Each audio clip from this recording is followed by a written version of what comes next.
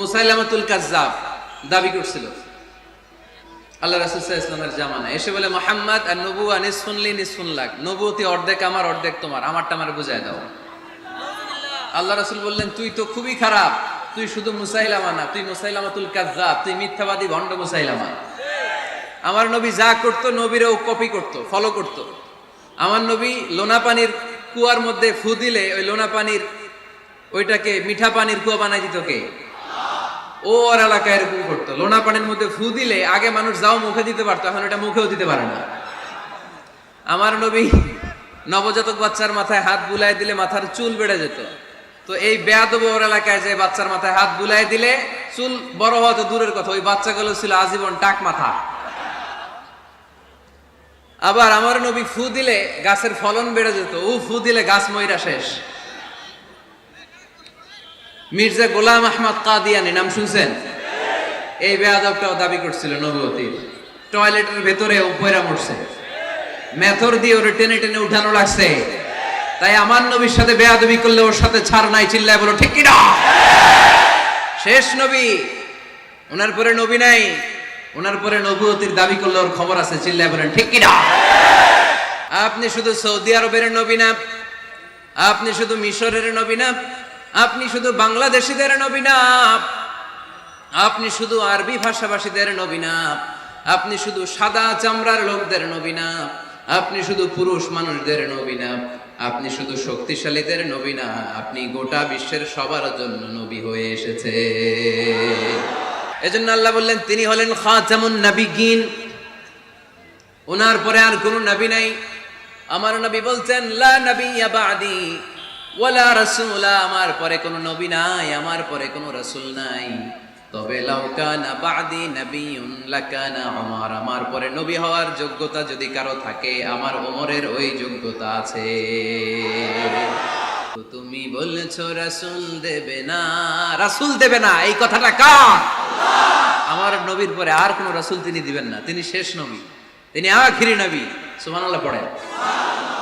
আবার মুসলিম শরীফের বর্ণনায় বিশ্বনবী চমৎকার এক হাদিস বললেন, তিনি বললেন মাসালি ওয়া মাসালুল আম্বিয়া মিন ক্বাবলি কামাসালি রাজুলিন বানা বাইতান, আমার দৃষ্টান্ত আর আমার আগের সব নবীদের দৃষ্টান্ত ওই ব্যক্তির মতো যেই ব্যক্তি একটি ঘর বানিয়েছে।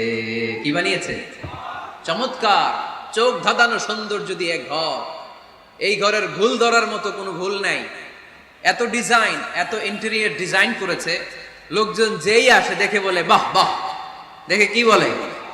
বাহ বাহ, এত সুন্দর ঘর। পুরো ঘরে কোনো ভুল নাই, কোনো খুঁত নাই, একটা জায়গা ছাড়া, সেটা হচ্ছে ঘরের এক জায়গায় ইটের গাঁথুনি দিতে যে এক জায়গায় একটা ইট পড়ে নাই, ওই জায়গা দিয়ে ফাঁকা, শীতের ঠান্ডা বাতাস ঢুকে।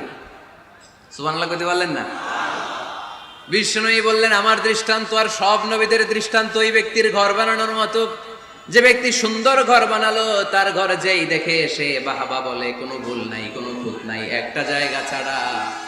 দেখা গেল এক জায়গায় ইটের গাঁথুনি পড়ে নাই, একটা ইটা নাই। বিশ্বনবী বললেন আনাল লাবিনা, আমি হইলাম ওই ইটা। আমার ওই জায়গায় সেট করে দিলে পুরো ঘরটারে পরিপূর্ণ করে দিবে কে?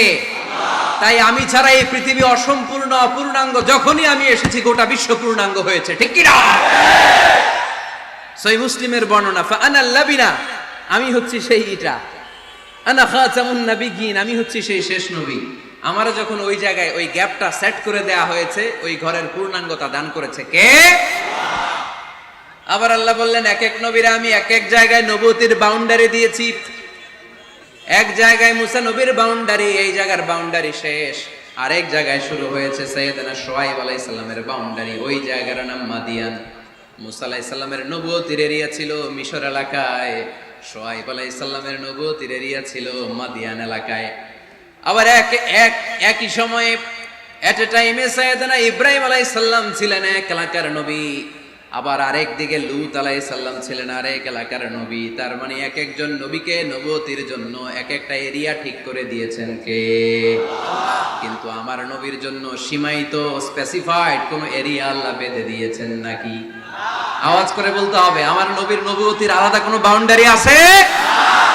আল্লাহ বললেন ওয়ামা আরসালনাকা কাফাতান লিন্নাসি বাশীরান ওয়া নাযীরা।